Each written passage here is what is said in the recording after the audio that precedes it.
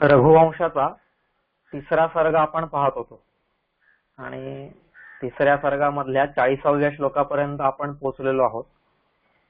40व्या श्लोकामध्ये कालिदास म्हणतायत, विषादलुप्त प्रतिपत्ती, की विषादामुळे ज्याची प्रतिपत्ती लुप्त झालेली आहे, म्हणजेच विषादामुळे ज्याचं कर्तव्य ज्ञान हे लुप्त झालेलं आहे, कर्तव्याची जाणीव विसरून गेलेला आहे, त्याची विस्मृती झालेली आहे, असा तो रघु किंवा त्याची सेना. का बरं? कारण ज्या यज्ञासाठी हा घोडा निघालेला होता आणि त्या घोड्याचं रक्षण करण्याची जबाबदारी दिलेली होती आणि तो घोडाच आज पळून नेल्यामुळे ही विषादातून आलेली किंकर्तव्य मूढता, त्याच्याविषयी आपण पाहत होतो. विषादावरती तर आपण बरंच चिंतन केलं. तर ही जी किंकर्तव्य मूढता आहे, त्या किंकर्तव्य मूढतेबद्दल आपण विचार करत होतो. का उभी राहते? कर्तव्य कर्तव्य अशा दोन कर्तव्यांमध्ये ज्या वेळेस संघर्ष उभा राहतो, दोन धर्मांमध्ये समान ताकदीचे, समान महत्वाचे असे जे दोन धर्म आहेत, अशी जी दोन कर्तव्य आहेत, त्यांच्यामध्ये ज्यावेळेस संघर्ष उभा राहतो आणि त्यातून एकच निवडायचं असतं, त्यावेळेस बुद्धीची जी स्थिती होते तिला किंकर्तव्य मूढता म्हणू शकतो आपण. जसं अर्जुनाचं आपण पाहिलं होतं की एकीकडे आदरयुक्त बुद्धी आहे, स्वजनांबद्दलचं प्रेम आहे, कृतज्ञताचा भाव आहे, या सगळ्या गोष्टी एका बाजूला आहेत, तर दुसरीकडे त्याच वेळेस क्षत्रियत्व, क्षात्र धर्म, संस्कृतीचं रक्षण, या सुद्धा महत्वाच्या गोष्टी आहेत. म्हणजे दोन्हीही गोष्टी तितक्याच ताकदीच्या आहेत, पण तरीही अशा वेळेस एक काहीतरी निवडावं लागणारच आहे मला. तिसरा मार्ग स्वीकारून चालणार नाही. त्याच्याकडे तिसरा मार्ग पण होता, संन्यास, नाही का, काम्यानां कर्मणान्यासम. आता हा जो संन्यास आहे तो त्याला अर्थच तोपर्यंत समजलेला नव्हता, म्हणून तो म्हणत होता संन्यास. हा तिसरा मार्ग पण होता, पण नाही. त्या दोन कर्तव्यांपैकी जे महत्वाचं कर्तव्य असेल त्याच्याकडे वाटचाल झाली पाहिजे, पण ती होत नाही. अर्जुनाचीच झाली नाही तर आपल्यासारख्यांची काय स्थिती आहे? अर्जुन हा आपलाच प्रतिनिधी आहे आणि त्या दोन कर्तव्यांपैकी, दोन धर्मांपैकी कोणता धर्म मी स्वीकारावा, हा प्रश्न त्याच्या समोर उभा राहिलेला आहे. ही त्याची किंकर्तव्य मूढता आहे. इथं आपण सगळं किंकर्तव्य मूढता काय आहे, कशी आहे हे पाहिलं होतं, नाही का? याला किंकर्तव्य मूढता असं आपण म्हणू शकतो. हे आपण काल पाहत होतो की किंकर्तव्य मूढता म्हणजे काय. आता ही जी किंकर्तव्य मूढता आहे, त्या किंकर्तव्य मूढतेमध्ये विकास आहे की नाही? किंकर्तव्य मूढता माणसाला पुढे घेऊन जाऊ शकते की नाही घेऊन जाऊ शकत, ती पाहिजे की नाही, याच्याबद्दल आपण विचार करत होतो की किंकर्तव्य मूढता पाहिजे आहे की नको आहे, जीवनामध्ये तिचं स्थान काय आहे, आवश्यकता आहे की नाहीये. तर त्यावेळेस आपण बघत होतो की किंकर्तव्य मूढता ही जीवन विकासासाठी वांछनीय आहे. वांछनीय आहे म्हणजेच इच्छिलीच पाहिजे, ती असलीच पाहिजे. त्या किंकर्तव्य मूढतेशिवाय आपण जीवनात पुढे जाऊ शकणार नाही कायम. जोपर्यंत ती येणार नाहीये तोपर्यंत बुद्धी दोन्ही पारड्यांचा समान विचार करू शकणार नाहीये. दोन्ही कर्तव्यांची, दोन्ही धर्मांची तुलना करू शकणार नाही. आणि जर बुद्धीने या दोन्हींची तुलना केली नाही तर त्यांच्यातलं श्रेष्ठत्व कोणाचं आहे शेवटी हे कळणं कठीण होऊन जातं. कारण तुलनेशिवाय दोन्ही वस्तू आपल्याला श्रेष्ठच वाटतात, त्यासाठी तुलना करावी लागते. आणि ही तुलना करण्यासाठी किंकर्तव्य मूढता ही कुठंतरी मदतरूप ठरते, नाही का? किंकर्तव्य मूढता ही कधी येते की ज्या वेळेस मनामध्ये कोणत्या तरी गोष्टीबद्दलचा असंतोष उभा राहतोय, बुद्धी ही असंतुष्ट होते. त्या असंतुष्टतेतून ही किंकर्तव्य मूढता उभी राहते, किंवा किंकर्तव्य मूढतेतून असंतोष उभा राहतो कायम. जसं अर्जुनाची स्थिती आपण पाहिली, दोन्हीकडून त्याला असंतोष उभा राहिलेला आहे. काय करू मी, माझे स्वजन आहेत त्यांना मारणार का? नाही. मग आता त्यांना नाही मारायचं म्हणजे धर्माचं रक्षण मला केलं पाहिजे, पण धर्माचं रक्षण करायला जावं तर मला ह्यांना मारावं लागतंय. म्हणजे दोन्ही परिस्थितींमध्ये संतुष्टता ही मला मिळतच नाहीये काहीही करून. म्हणजे लढलो तरी संतुष्टता नाहीये आणि राज्य तसंच देऊन टाकलं तरी संतुष्टता नाहीये. दोन्ही कडून मनामध्ये असंतोष हा जागृत होतोय.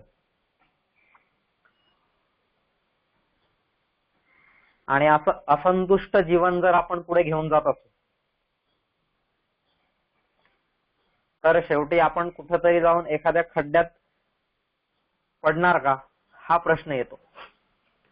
असंतुष्टतेने कुठेतरी खड्ड्यात पडणार का?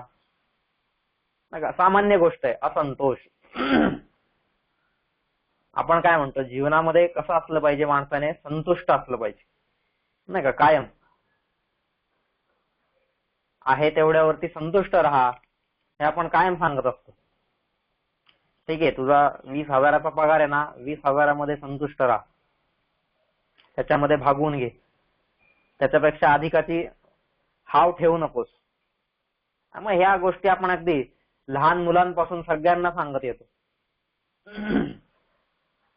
नाही का. लहान मुलांना तर खूप सांगतो आपण ह्या गोष्टी, की अति तेथे माती, नाही का, किंवा अशा ज्या ज्या काही गोष्टी असतील की जेवढा मला आवश्यक आहे तेवढ्याचाच विचार करावा आणि तेवढ्यातच संतुष्ट व्हावं. मग त्या प्राण्यांच्या गोष्टी सांगतो आपण. एक त्याच्याकडे असती भाकर, पण दुसरी भाकर मिळवण्यासाठी अजून तो जातो आणि आहे ती भाकर पण गमावून बसतो. एक जी भाकर होती ती जरी खाल्ली असती तरी पोट भरलं असतं ना तेवढ्यात, पण नाही, दुसरीची हाव आली आणि त्याच्यामुळे तो तिच्या मागे गेला आणि हातातली जी आता पोटात जाणार होती भाकर ती सुद्धा पाण्यात वाहून गेली.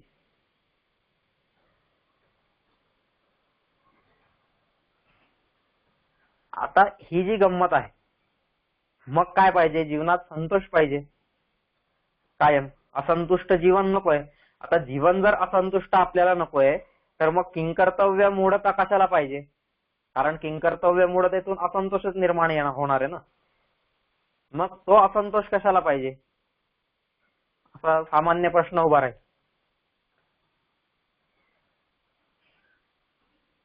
तर असंतोष हा कशासाठी पाहिजे? असंतोष हा जीवन विकासासाठी, जीवन विकासाच्या मार्गामध्ये पूरक ठरणारा असा असंतोष पाहिजे.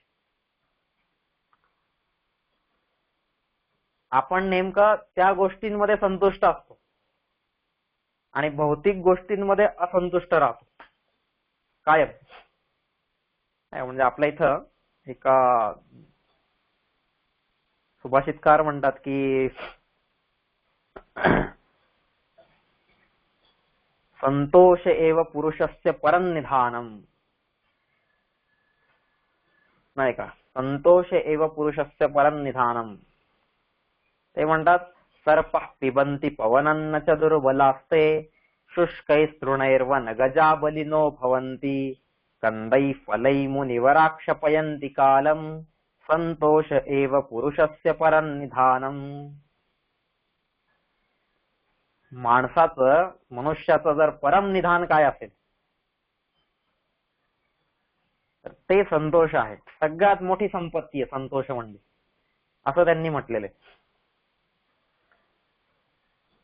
नाही, आणि म्हणून त्यांनी ही सगळी उदाहरणं दिलेली आहेत. सर्प पिबंती पवनन्न च दुर्बला असते. साप जो आहे, साप काय करतो? वारा पिऊन राहतो. नाही का? म्हणजे अनेक दिवस सापाने अनेक दिवस काही खाल्लं नाही ना जरी, तरी तो जिवंत राहू शकतो. म्हणजे जर आपण याचा अभ्यास जर केला, सापांचं जीवन म्हणा, त्यांचं राहणीमान म्हणा, त्या सगळ्याचा जर अभ्यास केला, त्यांचं शरीरशास्त्र म्हणा, तर त्याच्यामध्ये 6-6 महिने सुद्धा न खाता हे लोक जिवंत राहतात. म्हणजे खूप जे मोठमोठे अजगर वगैरे असे प्राणी आहेत, सरपटणाऱ्या प्राण्यांमधले सरीसृप आपण ज्याला म्हणूया, तर त्यांच्यामधले हे सगळे लोक महिनोन-महिने उपाशी राहू शकतात काहीही न खाता.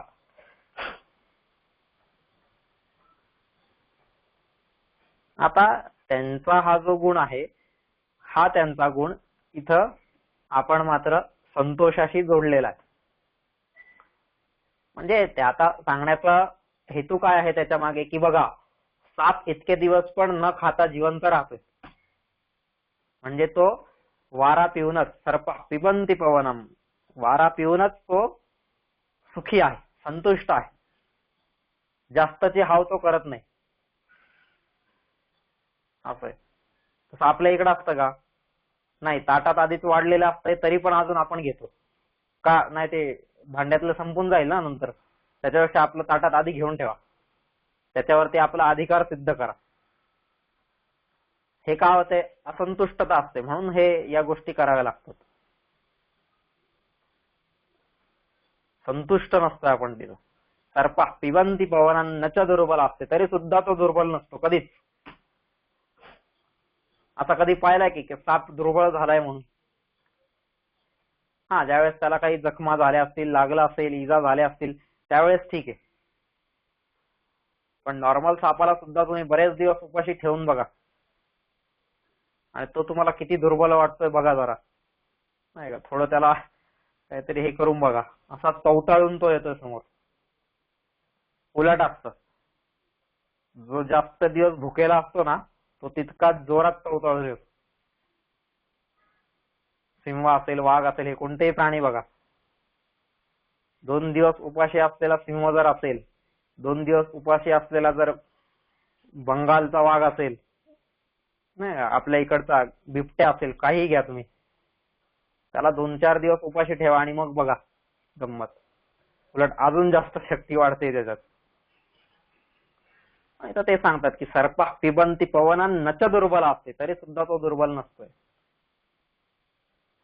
शुष्कै तृणै वनगजा बलिनो भवन्ति. जंगली हत्ती जे असतात, शुष्कै तृणैः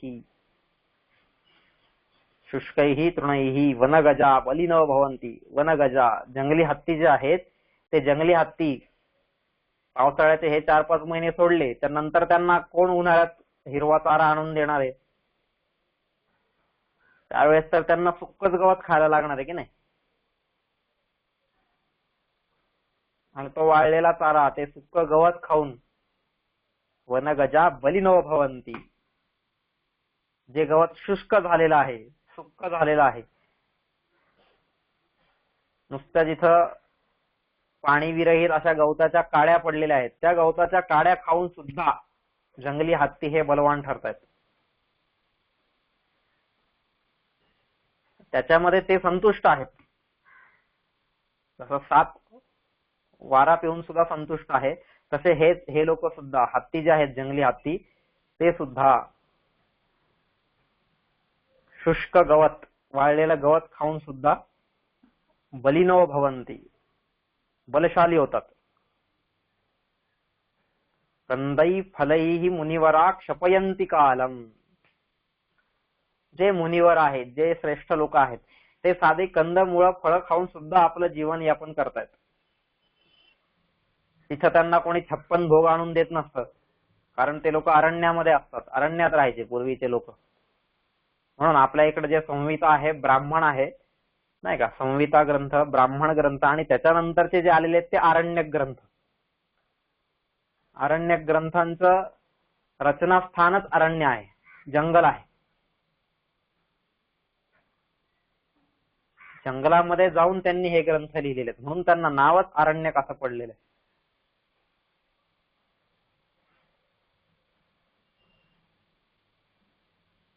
मग ते जर जंगलात राहायचे तर तिथं त्यांना कोण 56 भोग नेऊन देत होतं? कोणीही नाही.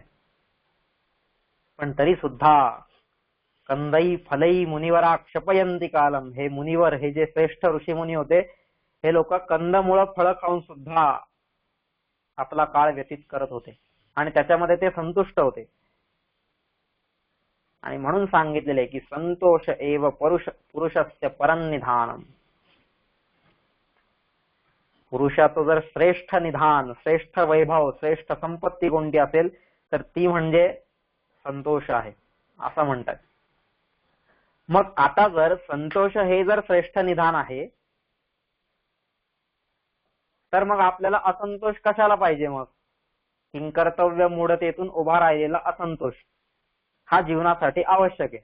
हे कशासाठी? तर हा जो असंतोष आहे,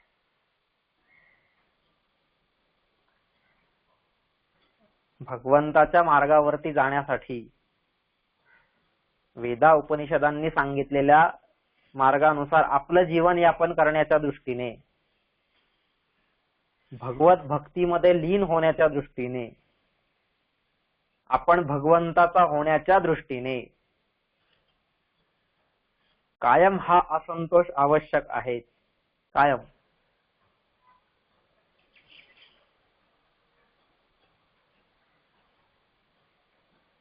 तेन त्वमसि तस्य त्वमसि तत्त्वमसि अहम ब्रह्मास्मि.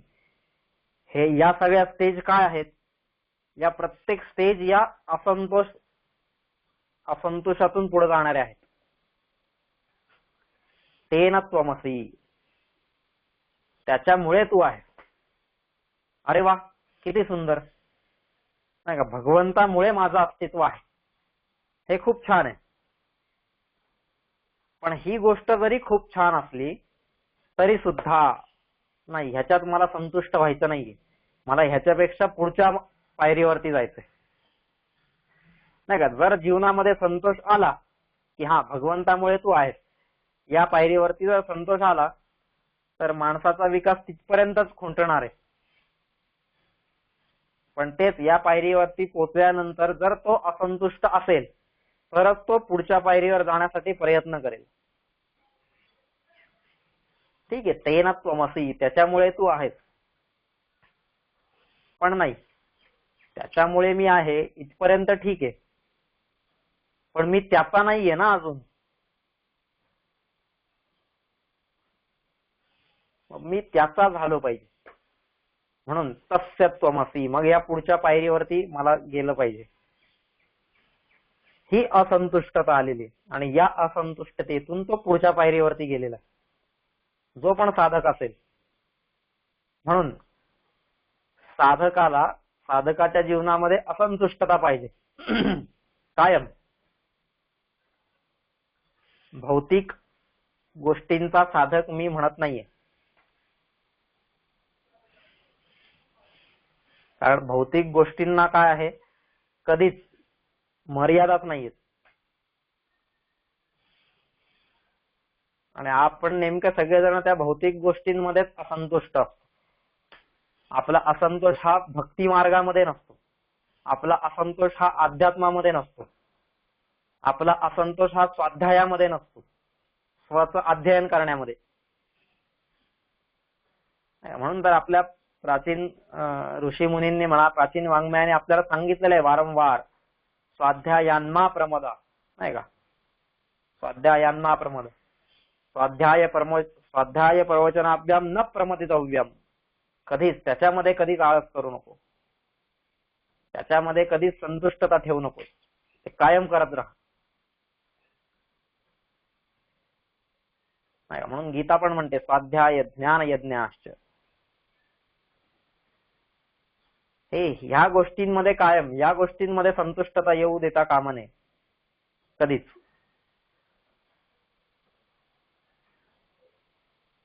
तिथं जर संतुष्टता आली तर जीवन विकास संपला.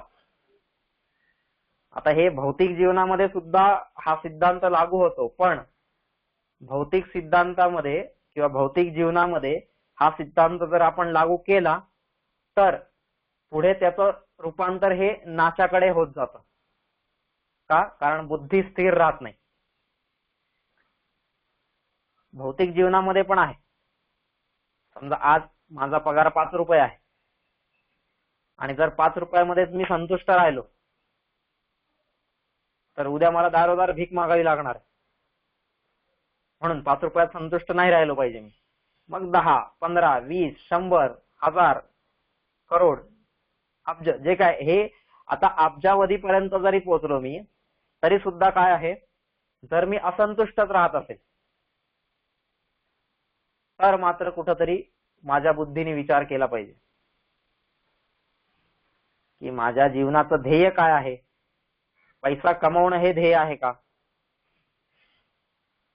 नाही का? एक घर घेतलं त्याच्यात संतुष्टता नाहीये, मग दुसरं घेतलं, तिसरं घेतलं, चौथं घेतलं, 10 घरं झाली. घरात याच्या माणसं 4, घरं किती घेतली आहेत? 10. का? संतुष्टता नाहीये. आता भौतिक जीवनात पण संतुष्टता नसेल किंवा असंतुष्ट व्यक्ती असेल तर त्याचा विकास होत राहणार आहे, पण तो विकास जीवनासाठी उपयोगी आहे का? तो विकास भक्ती मार्गावर पुढे जाण्यासाठी सहाय्यभूत ठरणार आहे का? हा विचार आपण कायम केला पाहिजे. आणि जर त्याचं उत्तर नाही असेल तर त्याच्या मागे धावलंच नाही पाहिजे आपण. माधाव माधाव, अरे धावू नका, धावू नका, उगाचच नका धावू. पण आपण उगाचच त्याच्या मागे धावत राहतो रात्रंदिवस.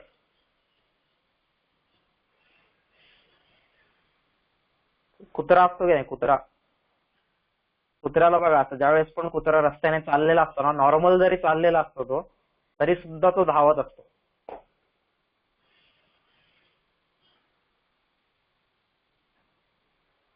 काय म्हणजे त्याच्यासाठी हे त्यांनी उदाहरण दिले. तिथं थोडंसं उदाहरण हे वेगळं जातं की तुमच्या दैवात जर असेल तर तुम्हाला मिळेल वगैरे, तुमच्या दैवात नसेल तर तुम्हाला मिळणार नाही, नाही का? माधाव माधाव विनैव दैवम शोधावनं कारणमस्ति लक्ष्म्या, चेद्धावनं कारणमस्ति लक्ष्म्या, शोधाव मानोपी लभेत लक्ष्मी, असं त्यांनी ते सगळं श्लोक सांगितलेला आहे.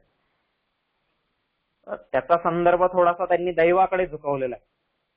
पण तिथं ते म्हणतात की सारखं जर धावत राहून जर सगळ्या गोष्टी मिळणार आहेत तर मग कुत्र्याला का बरं मिळाल्या नाही? कुत्रा तर कायम धावत असतो, कधीच असा नॉर्मल चालताना दिसतच नाही. कायम त्या कुत्र्याकडे पाहिलं काय असं वाटतं का ह्याचं कोणी दवाखान्यात ऍडमिट आहे का, कोणी ह्याचं कोणी वारलेलं आहे, हा एकदम पळत घाईघाईने तिकडे चाललेला आहे का, ह्याला कुठं आता नाही तिथपर्यंत पोहोचला तेवढ्या वेळात तर ह्याला तोटा होणार आहे कसला, असं काहीच नाही. पण तरी तो कुत्रा कायम धावत असतो, कायम. मग त्या कुत्र्यामध्ये आणि माझ्यामध्ये काही फरक आहे का नाही? तो पण कायम धावतोय, मी पण कायम धावतोय. रोज सकाळी 7ची बस, 7ची लोकल, जे काय असेल ते, रोज संध्याकाळी परत 8ची लोकल, 9ची बस, जे काय असेल, दिवसभर माझं हे धावणं सुरूच आहे. कशासाठी धावतोय मी? ते धावणं पण असंतुष्टतेतूनच उभं राहिलेलं आहे. पण त्याच्या मागे धावण्याने माझा फक्त आणि फक्त भौतिक विकास होऊ शकतो, तो पण होऊ शकतो, त्यात पण कन्फर्म नाही. पण भौतिक विकास हे जर माझ्या जीवनाचं अंतिम ध्येय असेल तर मात्र ह्या पशूंमध्ये आणि माझ्यामध्ये काही एक फरक नाही, काहीही.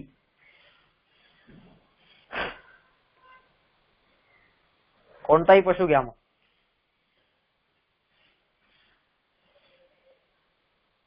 जे साधं आहे, म्हणजे आपण गुरं चरायला नेतो की नाही, शक्यतो काय करतात, पावसाळ्याच्या दिवसामध्ये जिथं कुरण असतं तिथं गुरांना चरायला नेत नाहीत.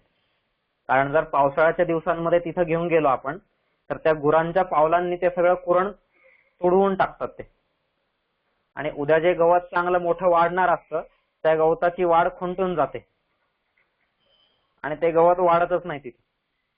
म्हणून शक्यतो पावसाळ्यामध्ये गुरं चरायला त्या ठिकाणी नेत नाहीत जिथं आपल्याला नंतर पुढे नाही का, दिवाळी म्हणा, दिवाळीच्या नंतर म्हणा, फेब्रुवारी मार्च पर्यंत जिथं गुरं चरायला न्यायचीत तिथं पावसाळ्यात नेत नाहीत.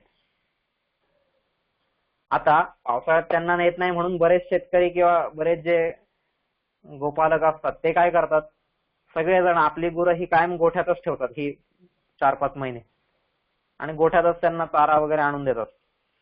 आता जसं गोठ्यात चारा आणून देतात आणि नंतर पावसाळा संपतो आणि पहिला दिवस येतो की ज्या दिवशी ते गुरांना आता रानात चरायला नेणार असतात, ते जिथं कुरण असेल तिथं चरायला नेणार असतात, त्या दिवशी त्या गुरांची गंमत आपण बघायची की गुरं एकदा सुटली की जातात. त्यांना माहित नसतं ना आता एवढ्या दिवसांनी मला नेमकं कुठं जायचंय, पण हळूहळू ते चालायला लागतात. आणि जसं जसं तिथं जवळ गेल्यानंतर तिथं कुरण बघतात ना ते गवताचं, अगदी वेडीपिशी होऊन जातात, अगदी वेडीपिशी. आणि मग नुसती धावत राहतात पहिल्यांदा सुरुवातीला. मग त्यांना कंट्रोल करणं हे कठीण जातं आपल्याला. मग त्यांना व्यसन असू दे नसू दे तरी सुद्धा त्यांच्यावरती नियंत्रण ठेवणं कठीण होतं. आता हे का बरं धावतायत, कारण एवढं असं बल्कमध्ये गवत 4-5 महिने झाले त्यांनी पाहिलेलंच नाहीये ना, आणि वेगवेगळ्या प्रकारचं व्हरायटी असलेलं, आणि ते पाहिल्यामुळे प्रत्येक ठिकाणी ते नुसते धावत राहतात, हुंदडत राहतात, ज्याला आपण म्हणतो ना हुंदडणं, ते हुंदडणं असतं त्यांचं. मग त्याला आपण लवकर त्या दिवशी पहिल्या दिवशी तरी कंट्रोल करूच शकत नाही.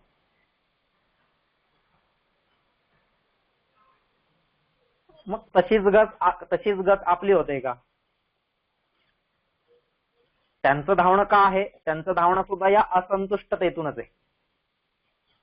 कारण इतक्या दिवस फक्त आणि फक्त त्या गोठ्यामध्ये जे 1-2 प्रकारचं काही गवत तो शेतकरी आणून देत असेल तेवढंच त्यांना खायला लागायचं, आणि म्हणून त्याच्यातून आलेली ती असंतुष्टता होती, आणि त्या असंतुष्टतेतून हे धावणं झालेलं आहे पुढं. जे पण काही कुरण पाहिल्यानंतर ती गुरं धावतायत ते त्या असंतुष्टतेतून आलेलं धावणं आहे.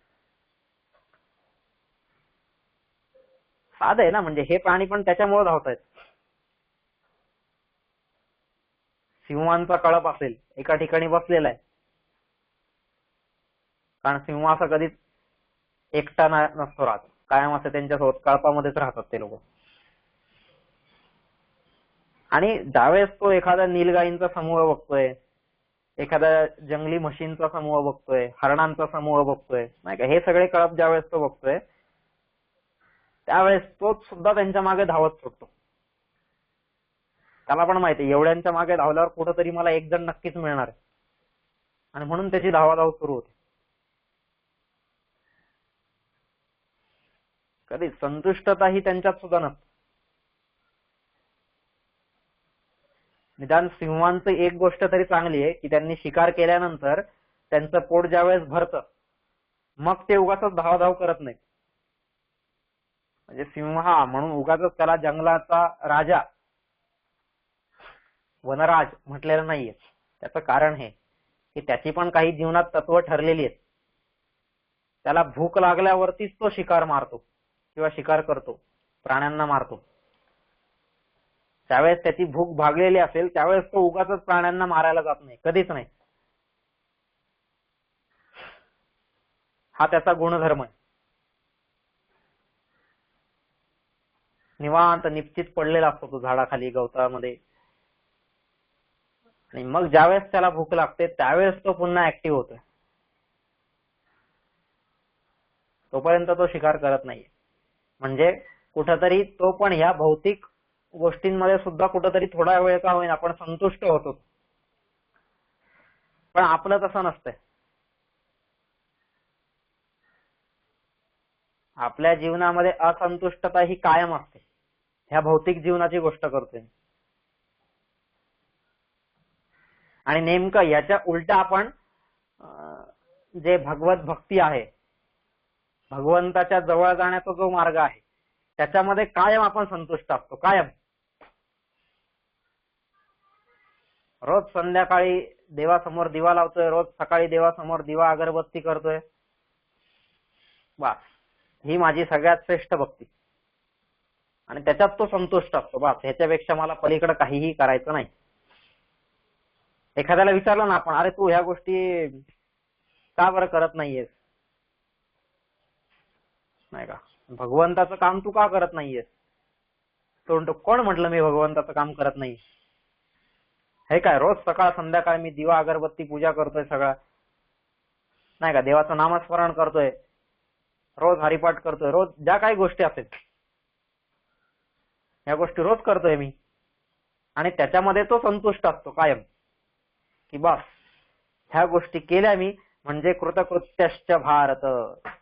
रोज त्या दगडावरती चंदन उघळून देवाला लावला, संपला, विषयच संपला, की बस ही माझी श्रेष्ठ भक्ती, श्रेष्ठतम भक्ती. एक त्याला गंध लावायचा आणि तोच आपल्या कपाळाला लावला की झाला श्रेष्ठ भक्त. आणि तिथं तो संतुष्ट झाला आणि ती पूजा झाली रे झाली का निघाला हा व्यापाराकडे, उद्योग धंद्याकडे, कंपनीकडे. नाही ते जावं, हरकत काही नाही, त्या गोष्टी केल्याच पाहिजेत. पण या मार्गामध्ये जर इथं संतुष्टता आली तर त्या दिवशी समजून घ्या की आपला जीवन विकास संपला. माझ्यामध्ये जर हे गुण आणायचे असतील सगळे, नाही का, दैवी गुण, दैवी संपत्तीचे जर गुण माझ्यामध्ये आणायचे असतील, अभयम, सत्व संशुद्धीर, ज्ञान योग व्यवस्थिती, दानम, दमश्य, यज्ञश्च, स्वाध्याय, तप आर्जवम. स्वाध्याय हा पण एक गुण आहे.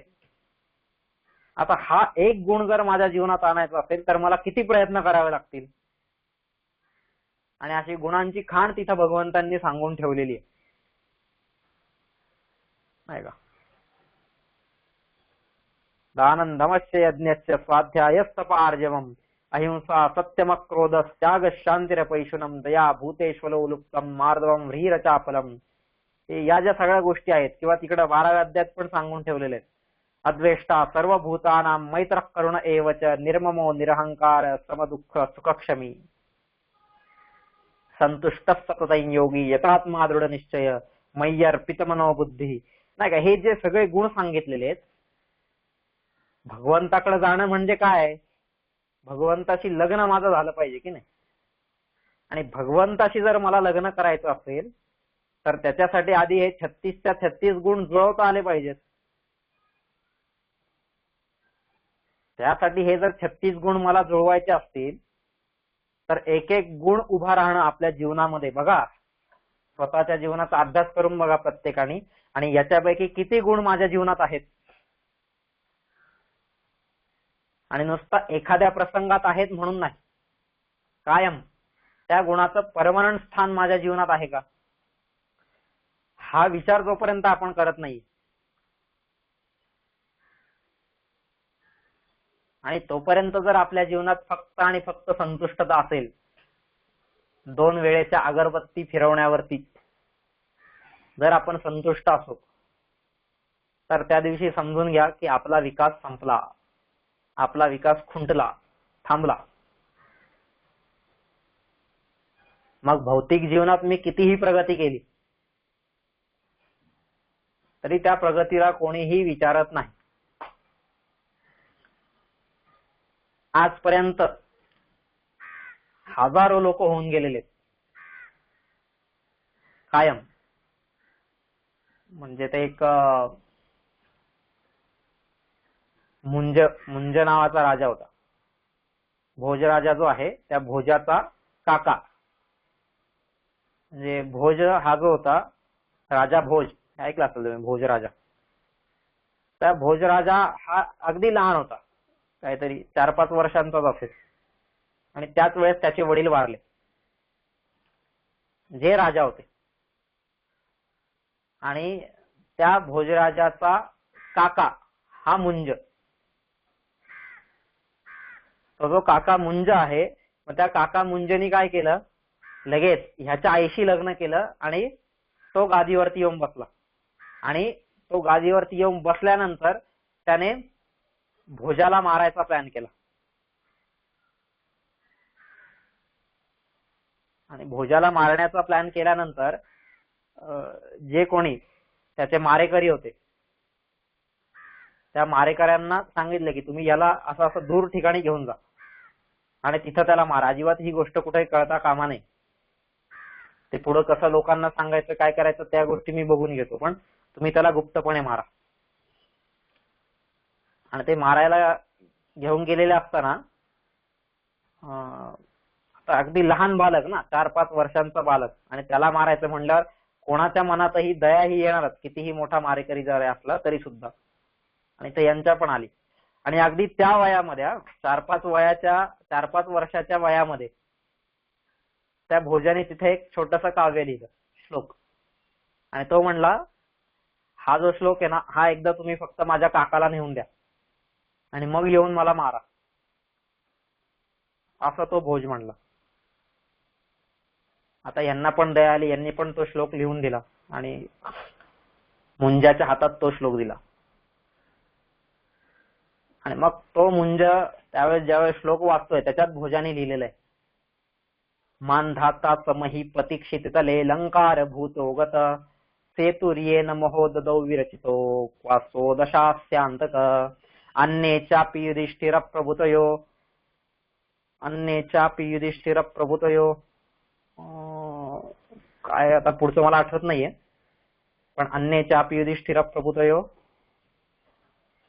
यातौ दिवम भूपते, यातौ दिवम भूपते, याता दिवम भूपते, असं काहीतरी आहे ते. आता मला श्लोक एक्झॅक्ट आठवत नाही.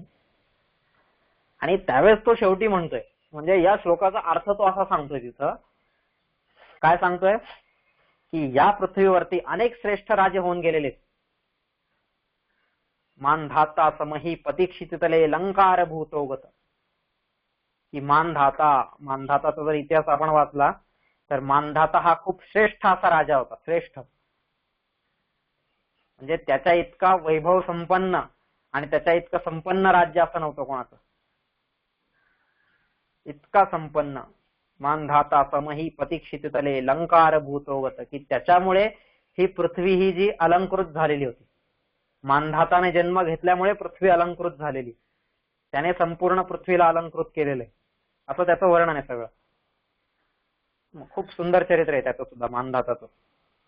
तर तो मानधाता समहीपती असा नावाचा जो राजा आहे, महीपती म्हणजे राजा, क्षितितले ह्या भूतलावरती लंकार भूतोगत, खूप अलंकृत झालेला होता, ज्याने या भूमीला अलंकृत केलेलं आहे, पण तो सुद्धा निघून गेलेला आहे. भूमी इथंच ठेवून त्याला निघून जायला लागलेलं, सोबत एकही कण तो घेऊन जाऊ शकलेला नाहीये, नाही का. मृत्यूनंतर कोण काय घेऊन गेलेलं आहे. सेतुर्येन महोदधो विरचितो वास्यो दशास्यांतक, रावणासारखा रावण, सोन्याची लंका ज्याच्याकडे होती, अगदी चारही बाजूनी सेतू आहे तिच्या, नाही का. आजही जरी आपण पाहिलं, श्रीलंकेच्या चारही बाजूनी समुद्र आहे, बेटच आहे ते एक. असे खूप जगामधले ज्याला आपण नशीबवान देश आहे ते, की चारही बाजूनी समुद्र आहे.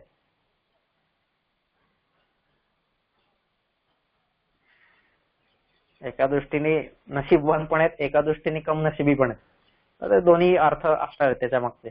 पण ती ज्या रावणाची लंका होती, सेतुर्येन महोदधौ विरचितो वाशो दशास्यांतक, त्या रावणाचा पण अंत झाल्यानंतर या सोन्याच्या लंकेमधून एकही सोन्याचा कण त्याला घेऊन जाता आलेला नाहीये, एवढं संपन्न राज्य असून सुद्धा. आणि ते म्हणतायत पुढे की अन्ये चापि युधिष्ठिर प्रभूतय, आणि हेच अशीच उदाहरणं नाहीयेत, अशीच अनेक उदाहरणं आहेत. युधिष्ठिर असतील, इतर सगळेच लोक, सगळे अनेक राजे होऊन गेलेले आहेत आजपर्यंत, एक छत्री सम्राट असलेले राजे सुद्धा. पण यांच्यापैकी एकालाही कोणतीही गोष्ट इथून घेऊन जाता आलेली नाहीये. रामाने पण 3 राज्य जिंकली, रावणाचा अंत केला, अयोध्येचं राज्य, सगळ्या गोष्टी होत्या, पण तरी राम तरी सोबत काय घेऊन गेला? काहीही नाही. आणि मग त्या शेवटच्या ओळीमध्ये, आता मला ती ओळ नेमकी आठवत नाही पण नंतर सांगतो मी, तर त्याच्यामध्ये तो शेवटी म्हणतोय की मुंजत्वया यास्यती, नाही का, की अरे काका मुंजा, तू मात्र राजा झाल्यानंतर ज्यावेळेस तू मरशील त्यावेळेस मात्र ही भूमी सगळी तुझ्या सोबत येणार आहे, नाही का. ह्या सगळ्यांपैकी कोणाच्याच सोबत आलेली नाहीये, पण तुझ्या सोबत मात्र नक्की येईल. मुंजत्वया यास्यती, हे मुंज तुझ्यासोबत मात्र नक्की येणार आहे. हा श्लोक ज्यावेळेस त्या मुंजाने वाचला त्यावेळेस तो मुंज सुद्धा समजदार होता आणि त्याला ती गोष्ट कळाली आणि त्याने लगेच तातडीने त्यांच्यासोबत निरोप पाठवला की नाही नाही, तुम्ही त्याला मारू नका, त्याला माझ्याकडे घेऊन या. आणि त्या पुतण्याला नंतर मुंजाने आपल्या मुलाप्रमाणे वाढवलेलं आहे आणि एवढा श्रेष्ठ भोज नावाचा राजा होऊन गेलेला आहे. भोज हा राजा म्हणून पण श्रेष्ठ होता, कवी म्हणून पण श्रेष्ठ होता. त्याने वेगवेगळ्या त्याचे हे लिहिलेले आहेत, भोजाच्या काही रचना आहेत. साहित्यशास्त्रज्ञ म्हणून म्हणा, कवी म्हणून म्हणा, राजा म्हणून, प्रत्येक दृष्टीने तो श्रेष्ठ झालेला आहे नंतर पुढे. पण सांगण्याचं तात्पर्य हे की या भौतिक गोष्टींमध्ये कुठेतरी मला संतुष्ट व्हायला शिकलं पाहिजे कायम. म्हणजे महाभारताचा जर प्रसंग पाहिला आपण, खूप सुंदर वर्णन आहे की तिकडं भीमाला कळतं की अरे हो, कृष्ण चाललेला आहे संधी करण्यासाठी, आणि कृष्ण संधी करण्यासाठी चाललेला आहे. मग भीम विचारतो, भीम आणि सहदेवामधला संवाद, की काय रे, कुठं चाललेला आहे हा? सहदेव म्हणतो तो असं असं तिकडं शांती प्रस्ताव घेऊन चाललेला आहे. बरोबर आहे, शांती प्रस्ताव घेऊन चाललाय म्हणून ठीक आहे, शांतीदूत बनून चाललाय ठीक आहे, मला तर ती गोष्टच पटत नाहीये. भीमाला तर ते अजिबात पटतच नाही. शांती झालीच नाही पाहिजे कायम, भीमाला कधीच नको होती. भीम आणि द्रौपदी हे 2 प्रमुख लोक होते की ज्यांना अजिबात ही शांती नकोच होती. बाकीचे लोक तरी थोडेसे तळ्यात मळत होते, पण हे दोघांना अजिबात शांती नकोच होती, युद्धच पाहिजे होतं त्यांना. त्यामुळे भीम हा आधीच नाराज होता, कशाला चाललाय कृष्ण? बरं ठीक आहे, चाललाय तर चाललाय, आता प्रस्ताव घेऊन चाललाय, पण त्या प्रस्तावामध्ये त्याने अटी काय ठेवलेल्या आहेत त्यावेळेस सांगतोय की तो ही 5 गावं मागतोय फक्त आपल्यासाठी, नाही का. ही 5च गावं, आणि ते 5 गावं पण कोणती? प्रत्येकाची त्यांची नावं घेऊन ती 4 गावं, आणि त्याच्यापैकी 5वं नंतर तुम्हाला जे द्यायचंय तुमच्या मनाने ते द्या, अशी 5 गावं. त्या 5 गावं का मागतात, त्याच्या मागचा अर्थ काय आहे, तीच 5 गावं का बरं मागितलेली आहेत, ते पण सगळा छान प्रसंग आहे तो, आता आपण त्याच्यात नको शिरूया. पण ती 5 गावं मागितली आहेत आणि ही गोष्ट ज्यावेळेस भीमाला कळते, एकतर 5 गावं द्या नाहीतर युद्ध करा, असा प्रस्ताव घेऊन चाललेला आहे. आणि ही गोष्ट ज्यावेळेस भीमाला कळते त्यावेळेस भीम म्हणतो, अरे काय ह्यांची डोकी फिरली आहेत का, फक्त 5 गावं मागतायत का? आपलं एवढं मोठं राज्य आहे, एवढा वनवास आहे, लाक्षागृहासारखे एवढे प्रसंग आपल्या जीवनात झालेले आहेत, आणि त्याच्या आधीचं आपलं इंद्रप्रस्थ, आणि त्या इंद्रप्रस्थाच्या तुलनेमध्ये, नाही का, इंद्रप्रस्थ हे अख्खं मोठं राज्य होतं त्यांचं, पण ते आता फक्त इंद्रप्रस्थ नावाचं एक गाव मागतायत, तिथलं त्याच्यातलं छोटस. सुंदर वर्णन आहे ते, इंद्रप्रस्थ, वृकप्रस्थ, वारणावत, अजून एक गाव आहे वारणावत, आणि काय, ही 4 गावं मागतात, आणि 5वं तुमच्या मनाला जे पटेल ते गाव तुम्ही द्या आम्हाला. आता हे म्हटल्यानंतर भीमाला खूप राग येतो की हे काय, पण त्यावेळेस त्याला समजावलेलं आहे की ठीक आहे, 5 गावं तर 5 गावं, पण त्याच्यात संतुष्टता आपण ठेवूया. म्हणजेच काय की भौतिक गोष्टींमध्ये सुद्धा कुठेतरी संतोष हा असला पाहिजे, आणि तो फक्त आणि फक्त भौतिक गोष्टींमध्ये असला पाहिजे. आध्यात्मिक गोष्टींमध्ये जर संतुष्ट माणूस राहायला लागला तर त्याचं अधःपतनच निश्चित होणार आहे कायम. रावणासारखा रावण नाही का, त्याला वाटायचं की माझ्यासारखा श्रेष्ठ भक्त कोणी नाहीये आणि हीच माझी सगळ्यात श्रेष्ठ भक्ती आहे. सुंदर आहे म्हणजे रावणाचं वर्णन हे जे पुष्पदंताने केलेलं आहे. अयत्नादापाद्य त्रिभुवनमवैरव्यतिकरं दशास्यो यद्बाहून अभृतरणकण्डू परवशान शिरः पद्मश्रेणी रचित चरणांभोरुहबले स्थिराया स्वद्भक्ते त्रिपुरहर विस्फुरजितमिदं. नाही का, खूप सुंदर वर्णन आहे ते. शिरः पद्मश्रेणी रचित चरणांभोरुहबले, की भगवंताला वाहण्यासाठी 1000 कमळं त्याने आणायला सांगितली होती, पण ती नेमकी 999 निघाले आणि एक कमळ त्याच्यातलं कमी पडलं. मग आता काय करावं? मग तो सांगू शकला असता ना सेवकांना, अरे अजून एक कमळ घेऊन या, नंतर मग मी ते वाहतो दुपारी 2 वाजता. असं नाही केलं त्यांनी. तत्क्षणी मी आता ही पूजा करायला घेतलेली आहे ना, मग आता या क्षणी मी ते 1000वे कमळ दिलं पाहिजे. मग आता कोणतं कमळ आणू? म्हणून सगळ्यात श्रेष्ठ कमळ, 1000वे कमळ मी हे सगळ्यात श्रेष्ठ कमळ देईल. आणि म्हणून त्याने स्वतःचं शिरकमळ तिथं अर्पण केलेलं आहे. लगेच तलवारीने आपलं शिर छाटून तिथं अर्पण केलेलं आहे त्याने. इतका म्हणजे असं त्याचं वर्णन केलेलं आहे. पण या रावणाचं सुद्धा अधःपतन का झालं? कारण त्या अध्यात्मामध्ये तो कुठंतरी संतुष्ट राहिला. बस, मी शंकराला प्रसन्न करून घेतलं आहे, मी एवढा त्याचा मोठा भक्त आहे असं स्वतःच तो म्हणतो. आणि आता मला या क्षेत्रात पुढे काहीही करायचं नाही. ही संतुष्टता त्याच्या जीवनात आली. भक्तीमध्ये जर संतुष्टता आली, अध्यात्मामध्ये जर संतुष्टता आली, मोक्ष मार्गामध्ये जर संतुष्टता आली, तर जीवन विकास खुंटला. अशी अनेक उदाहरणं आपल्याला दिसत आहेत, अनेक.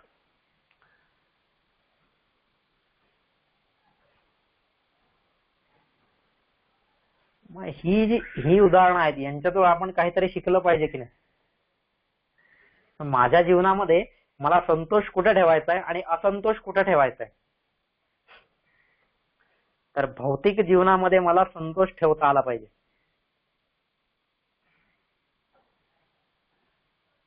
म्हणून हे ठेविले अनंते तैसेची राहावे चित्ती असू द्यावे समाधान.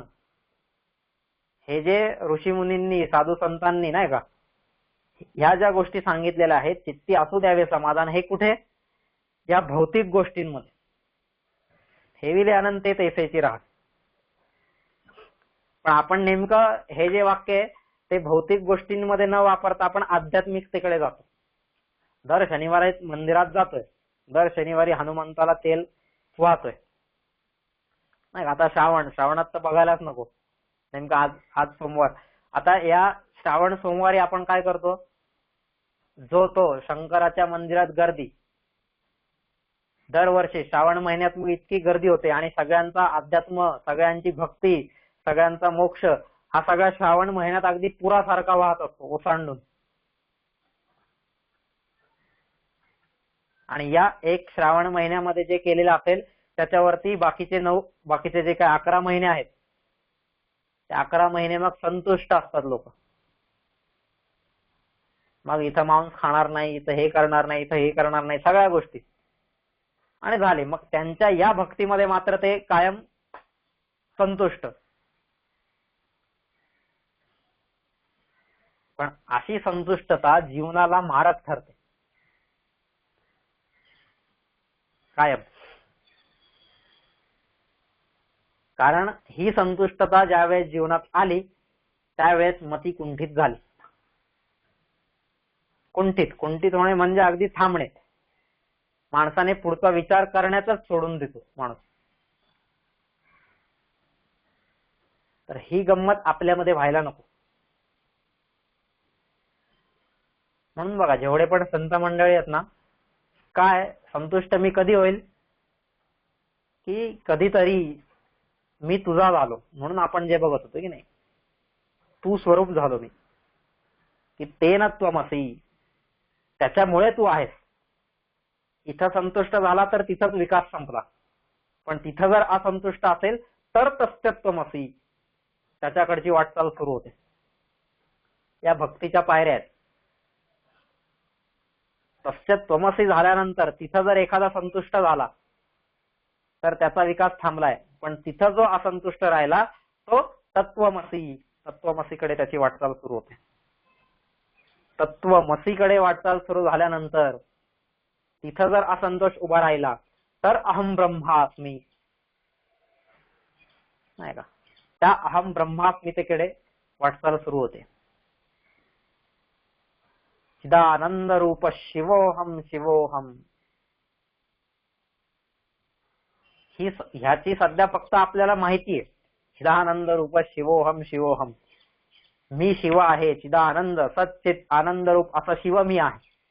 या गोष्टीची माहिती असणं वेगळं आहे आणि त्या गोष्टीची अनुभूती होणं, त्या गोष्टीचं ज्ञान होणं आणि ज्ञानाचं रूपांतर अनुभूतीत कृतीमध्ये जीवनामध्ये होणं, त्याच्यासाठी असंतुष्टता असली पाहिजे. आणि ही असंतुष्टता कुठून येईल तर ही असंतुष्टता नेहमी किंकर्तव्य मूढतेतून येते. म्हणून ती किंकर्तव्य मूढता ही वांछनीय आहे, आवश्यक आहे.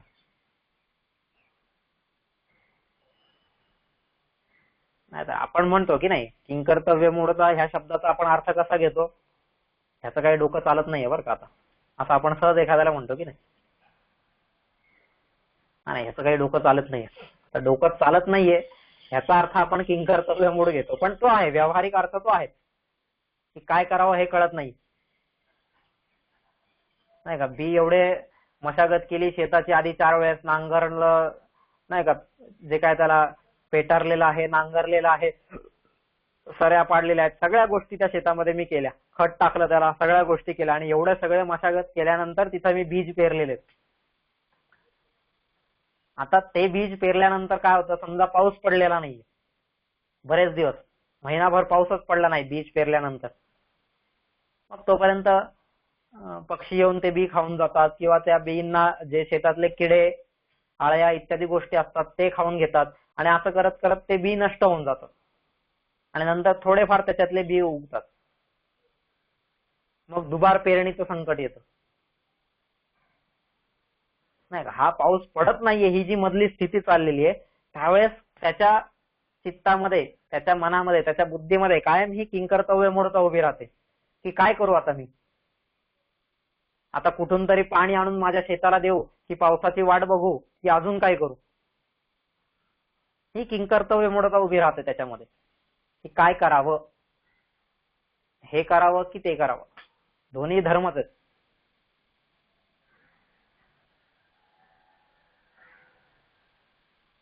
पण ही व्यावहारिक किंकर्तव्य मूढता आहे.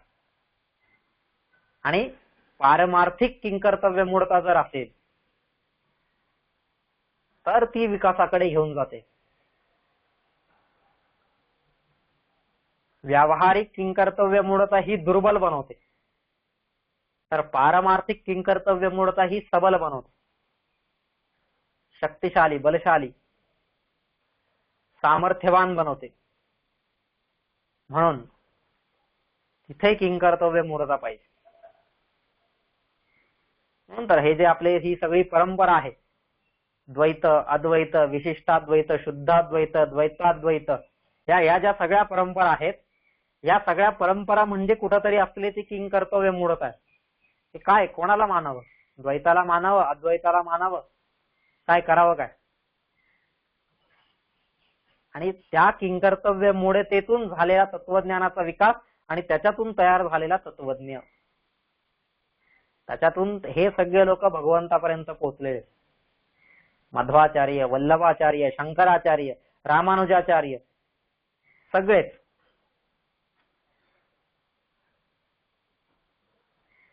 मग मला माझ्या जीवनामध्ये ही किंकर्तव्य मूढता उभी राहिली पाहिजे.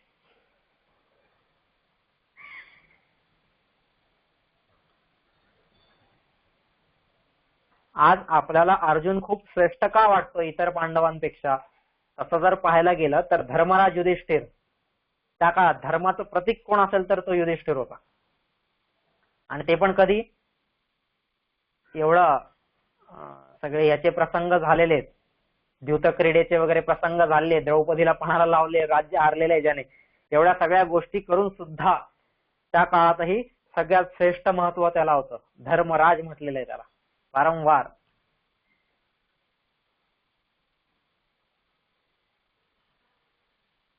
पण तरी सुद्धा आज आपल्याला अर्जुन हा श्रेष्ठ का वाटतोय? त्याचं कारण आहे की जी स्थिती अर्जुनाची झालेली आहे आणि त्या स्थितीमुळे ही जी किंकर्तव्य मूर्ता अर्जुनात आलेली आहे आणि तिच्यामुळे तो जो विकासाच्या मार्गावरती पुढे गेलेला आहे, ह्याच्यामुळे आज अर्जुन श्रेष्ठ वाटतोय आपल्याला. अर्जुन हा लढायला श्रेष्ठ होता म्हणून तो आपल्याला खूप मोठा वाटतो असातला भाग नाहीये. लढायला भीम काय कमी श्रेष्ठ होता का? एकट्या भीमाने 100 कौरव मारलेले, बाकी कोणीच नाही आलंय कौरव मारायला. एक कौरव 100च्या 100 कौरव भीमाने एकट्याने मारले. मग अर्जुन हा पराक्रमामुळे आपल्याला श्रेष्ठ वाटत नाहीये किंवा त्याच्यामुळे तो आपल्या जवळचा वाटत नाहीये आपल्याला. तर अर्जुन या आपल्यासारखाच होता, आपल्यासारखीच स्थिती त्याची झालेली आहे आणि त्या किंकर्तव्य मूढतेतून, पण ही किंकर्तव्य मूढता कुठे आलेली आहे?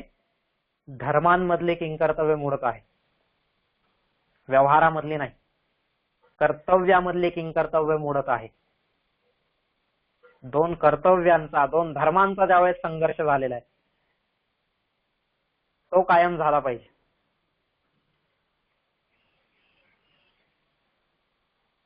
तर कुठंतरी जीवन विकासाच्या मार्गामध्ये पुढे आपण जाऊ शकतोय, तर जीवनाला सुगंध प्राप्त होऊ शकतोय. म्हणजे ही असंतुष्टता सुगंध घेऊन येते, सौरभ घेऊन येते, सुवासित करते. संतांचं जीवन का बरं एवढं सुवासित आहे? त्याचं कारण हे की या भक्तीच्या एक एक पायरीवरती ते असंतुष्ट राहिलेले. आपल्यात ही असंतुष्टता कधी उभी राहत नाही, नाही का? भक्तीच्या ज्या एक एक पायऱ्या आहेत, श्रवणम, कीर्तनम, विष्णू स्मरणम, पादसेवनम, अर्चनम, वंदनम, दास्यम, सख्यम, आत्मनिवेदनम. श्रवणम या पायरीवरती मी असताना जर माझ्यामध्ये असंतुष्टता उभी राहिली तर मी कीर्तनमकडे वळतोय. कीर्तनम वरती पोहोचल्यानंतर जर असंतुष्टता उभी राहिली तर मी स्मरणम, तर मी पादसेवनम, तर मी अर्चनम, वंदनम, दास्यम, सख्यम, आत्मनिवेदनम याच्याकडे मी हळूहळू वाटचाल माझी सुरू होते. पण श्रवणम मध्येच जर मला संतुष्टता आली, बस रोज सकाळी मी 1 तास ऐकतोय, त्या ऐकण्यामध्ये जर संतुष्टता आली आणि त्या श्रवणांचं रूपांतर जर कीर्तनांमध्ये होत नसेल तर कुठंतरी माझा जीवन विकास थांबणार आहे. म्हणून जे मी ऐकलेलं आहे ते इतरांपर्यंत पोहोचवणं किंवा इतरांना त्या श्रवणापर्यंत पोहोचवणं, नाही का? हे श्रवण इतरांपर्यंत पोहोचवणं किंवा इतरांना त्या श्रवणापर्यंत पोहोचवणं, नाही का? म्हणजे नदीतलं पाणी तहानलेल्यापर्यंत घेऊन जाणं किंवा तहानलेल्याला नदीपर्यंत घेऊन येणं, हे काम झालं पाहिजे. तर कुठंतरी आपण श्रवणाच्या पुढच्या पायरीवरती जाऊ शकतोय. पण आपल्याला जर श्रवणामधूनच संतुष्टता येत असेल तर आपण आत्मनिवेदन पर्यंत कधी पोहोचणार? ते काय लगेच या जन्मात तर पोहोचणार नाहीत. बहुनान जन्मना म्हणते, नाही का? अनेक जन्म लागतील त्याला.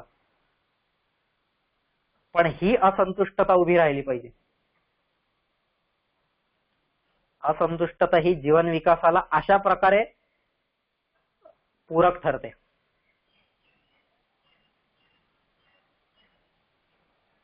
आणि हीच असंतुष्टता व्यावहारिक जीवनामध्ये मात्र जीवन विकासाच्या दृष्टीने मारक ठरते.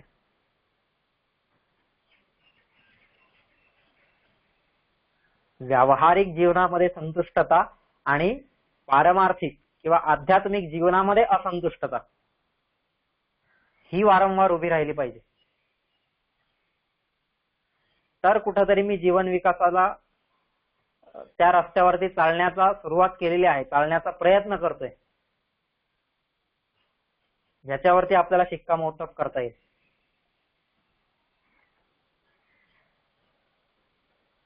आणि त्याच्यासाठी हा स्वाध्याय, त्याच्यासाठी या सगळ्या गोष्टी आपल्याला दिलेल्या आहेत ऋषीमुनींनी. स्वतः अध्ययन झालं पाहिजे. आपल्या करूया आपण सगळेजण त्याच्यासाठी प्रयत्न. खूप मोठा विषय हा. बघूया, 9 वाजून गेलेले आहेत. पुन्हा उद्या भेटू आपण आणि पुन्हा त्याच्यावरती चिंतन करूया.